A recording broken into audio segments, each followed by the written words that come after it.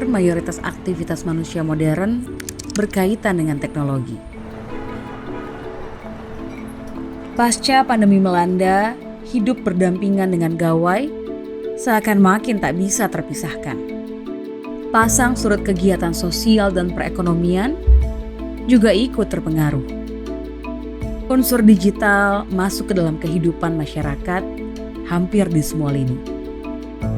Hidup masyarakat masa kini seolah tak bisa lepas dari gawai dan internet. Kemajuan teknologi ini ternyata berdampak terhadap perubahan budaya. Banyak kebiasaan masyarakat Indonesia yang saat ini bergeser dengan menggunakan gawai sebagai tambahan media berinteraksi hampir di semua lini kehidupan.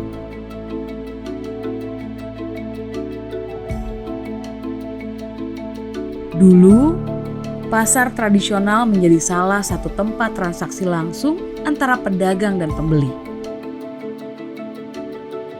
Namun, saat ini telepon genggam menjadi bagian perantara jual beli antara penyedia barang atau jasa dengan penggunanya. Transaksi yang semakin mudah ini membuat pertumbuhan ekonomi meningkat, pendapatan bertambah, tingkat konsumerisme masyarakat juga ikut menanjak.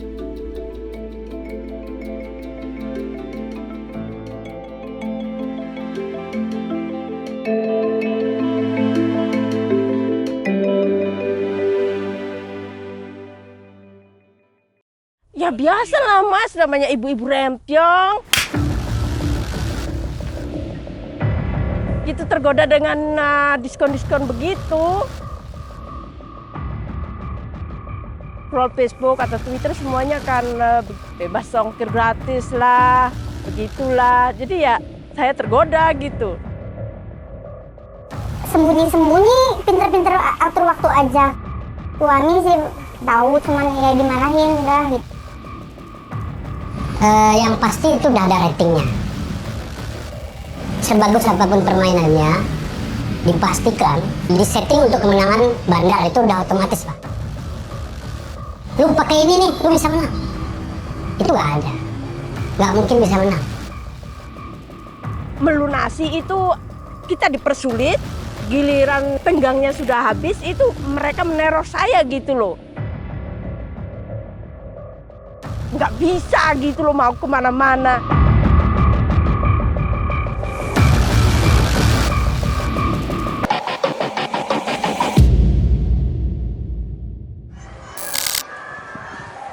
Seperti pisau bermata dua, teknologi digital juga ternyata memiliki sisi gelap.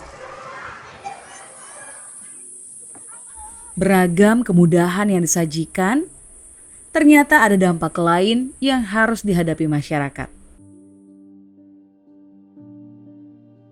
Hampir setiap sudut, orang-orang asik berkutat dengan telepon genggamnya, baik sendirian maupun bersama rekan-rekannya. Bermula dari permainan ketangkasan dengan piranti gawai, saat ini sudah mulai berkembang ke arah yang justru bisa merugikan.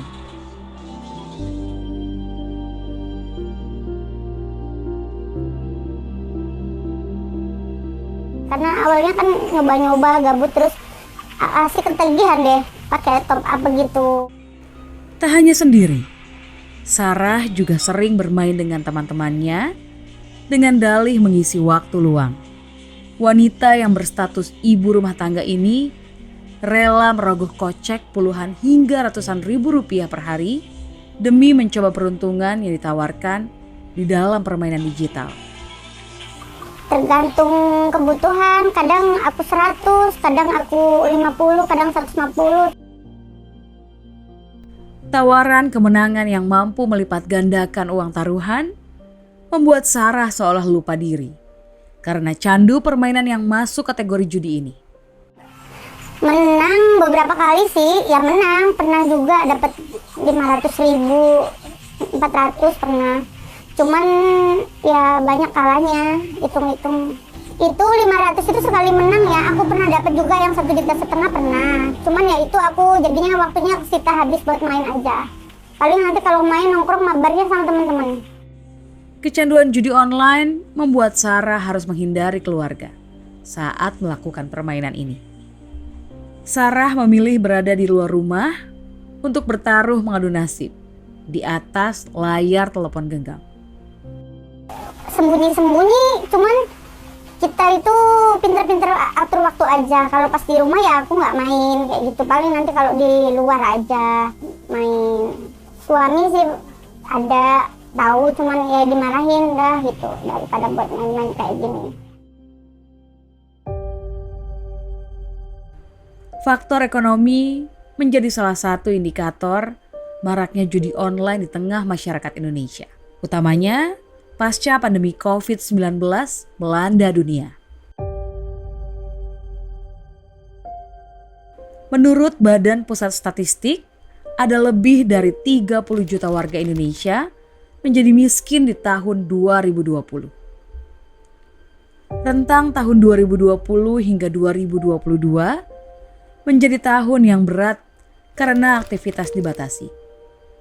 Orang-orang dilarang beraktivitas di luar rumah dan banyak karyawan yang kehilangan pekerjaan sehingga menyebabkan perekonomian keluarganya menurun.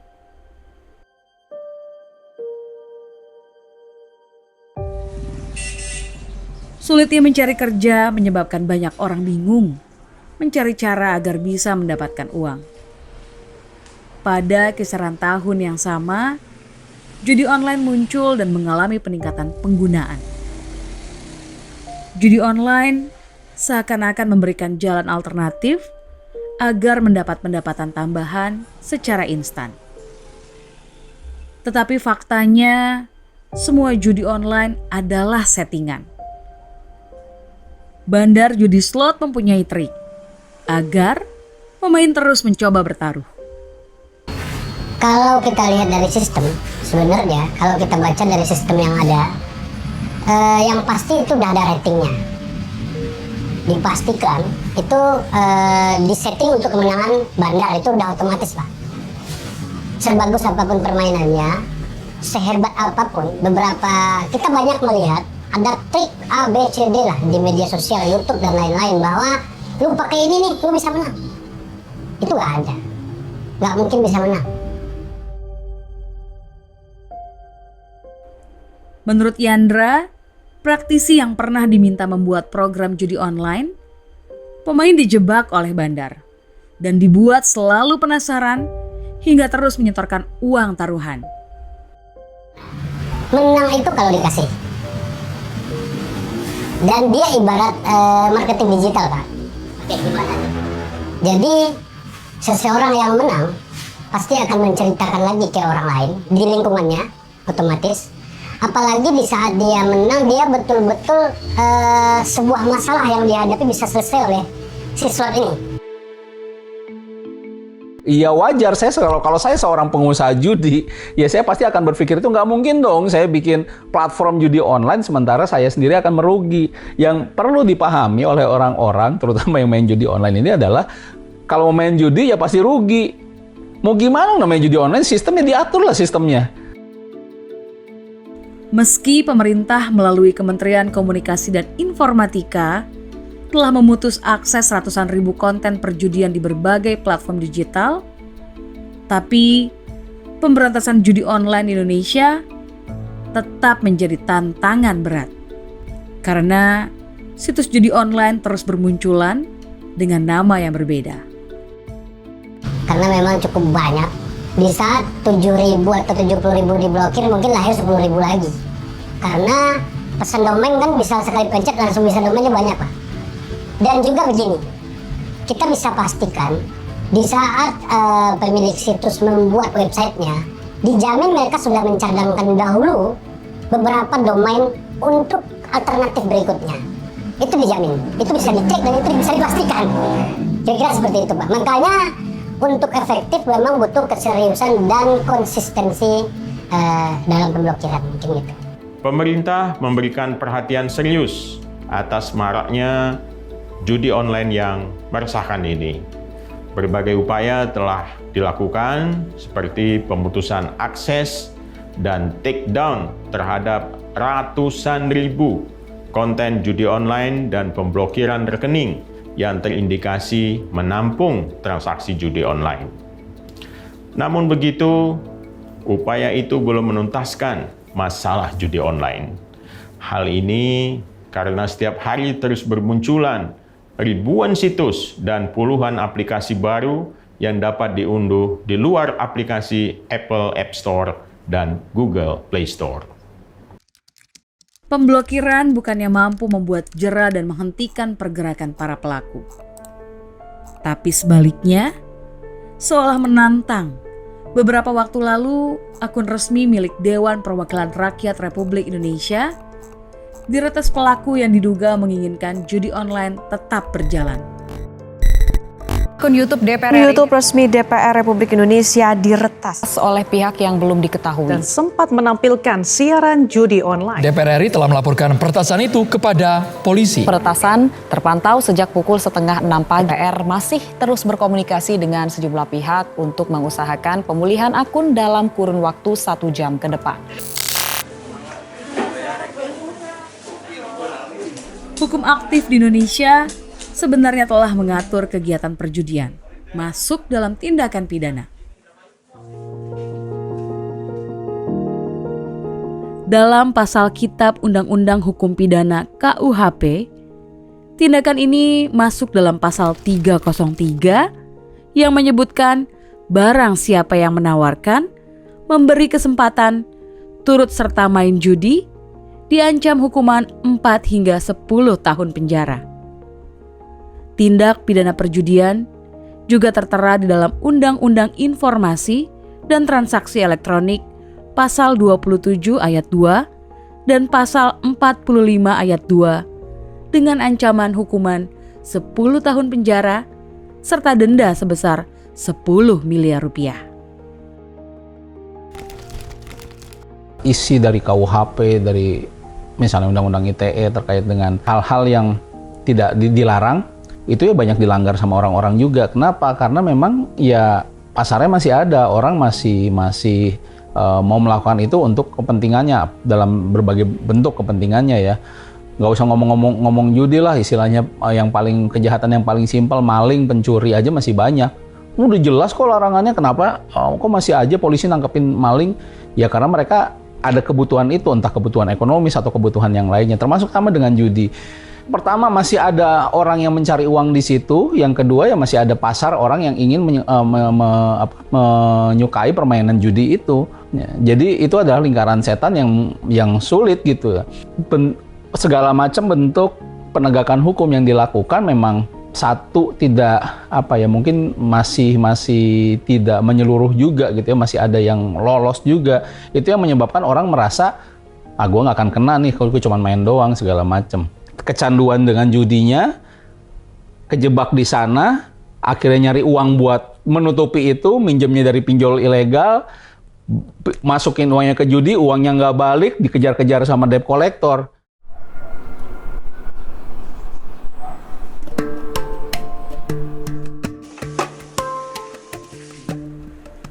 Kesulitan ekonomi menjadi salah satu faktor yang mengubah kebiasaan masyarakat Indonesia. Lahan pekerjaan yang kian sempit membuat manusia berkreasi mencari jalan keluar untuk bisa bertahan hidup. Ya biasa lah Mas, namanya ibu-ibu rempiong, gitu tergoda dengan diskon-diskon begitu. Oh, awalnya ngelihat iklan. Iya, kita kan scroll Facebook atau Twitter semuanya kan begitu menawarkan bebas ongkir gratis lah, begitulah. Jadi ya saya tergoda gitu. Pola hidup konsumtif menjerat masyarakat ke dalam perangkap rentenir digital. Syarat yang sangat mudah menjadi celah menjebak mangsa agar menjadi nasabah untuk meminjam sejumlah uang. Cuman KTP doang sih, foto KTP sama kita foto sama KTP doang. Habis itu ya cepet cair juga, tapi ya giliran kita mau melunasi itu kita dipersulit, giliran kayak masa tenggangnya sudah habis itu mereka meneror saya gitu loh. Kayaknya gimana gitu loh. mau kemana-kemana kayaknya di telepon, jadi kita juga nggak bisa gitu loh mau kemana-mana. Teror yang dialami Karmini ternyata masih belum seberapa. Banyak korban lain yang gagal bayar terus berjatuhan. Ancaman verbal dan fisik dari para penagih hutang menjadi hantu menakutkan baru yang masuk dalam kehidupan. Sebenarnya saya tuh pengen cepet-cepet ngelunasin, cuman mereka itu kenapa gitu mempersulit, biar apa gitu, biar bertambah bunga gitu loh. Untuk memperoleh uang secara cepat agar bisa menutupi hutang pinjaman online ilegal, kejahatan baru pun bermunculan. Sebenarnya nggak cuma pinjol ya, semua aplikasi ketika mereka meminta data pribadi kita harus tahu konsekuensinya. Tapi memang kritis sekali di urusan pinjol ini yang kita serahkan data pribadi kita adalah foto KTP-nya. Di mana foto KTP itu memuat semua data pribadi sensitif kita. Nomor induk keluarga, tempat tanggal lahir, nama lengkap, dan lain sebagainya. Ya. Jadi selama kita tidak mengetahui data itu diperlakukan seperti apa, ya kita harus siap-siap dengan konsekuensinya. Ya resikonya apa? Satu, data pribadi kita nggak pernah tahu lagi tuh KTP bakal nyebar kemana. Itu satu. Bisa dimanfaatkan oleh beragam macam orang. Selama kita tidak ada kontrak terkait dengan pengelolaan data pribadi. Karena banyak pinjol ilegal ya kan data OJK mereka tidak terkait dengan hukum apapun dong. Ya maksudnya mereka tidak terikat dengan hukum apapun yang membuat mereka harus patuh ya. Pada dasar usaha mereka sendiri sudah ilegal, itu satu. Yang kedua sebenarnya ketika kita nginstal aplikasi pinjol itu, dia akan meminta akses. Salah satu akses utama yang dia minta adalah akses terhadap kontak. Di mana semua nomor telepon yang ada di kontak telepon kita, itu bisa dia ambil. Pemerintah juga sudah melakukan berbagai tindakan untuk mengatasi maraknya perusahaan pinjaman online ilegal. Mulai dari memblokir perusahaan fintech ilegal yang jumlahnya sudah mencapai ratusan. Judi online dan pinjaman online telah menjadi dua tren yang mendominasi dunia digital Indonesia akhir-akhir ini.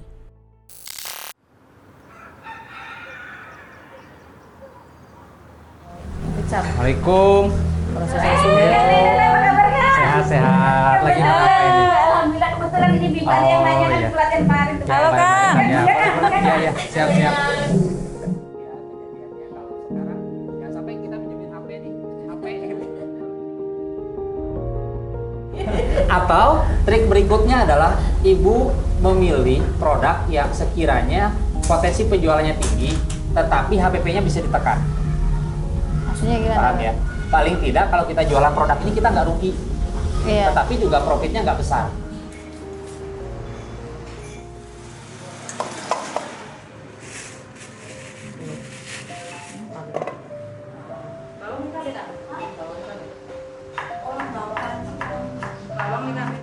Di balik kemudahan mendapatkan uang secara instan, keduanya membawa risiko besar, terutama terkait keamanan data dan finansial.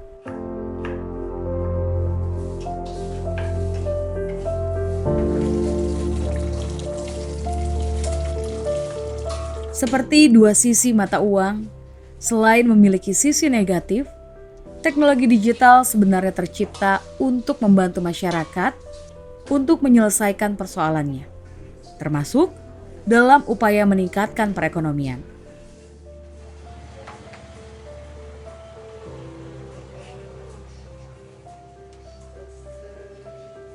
Contohnya, banyak pekerja migran Indonesia yang kembali ke tanah air membuka usaha skala kecil yang memanfaatkan teknologi digital. Iya Bu, ada Pak. Komoditi yang tadinya dijual secara konvensional perlahan beralih menjadi transaksi digital. Budaya berbelanja langsung juga ikut berubah menjadi kebiasaan bertransaksi tanpa tatap muka. Gerai produk yang semula membutuhkan ruang luas juga perlahan beralih menjadi etalase yang cukup terpampang di dalam gawai saja. Penjual menawarkan produknya, dengan memberikan keterangan di setiap barang yang ditawarkan. Pembeli yang berminat tinggal menghubungi penjual melalui kontak yang tertera di etalase pasar digital, melakukan pembayaran secara daring, dan menunggu barang dikirim ke rumah.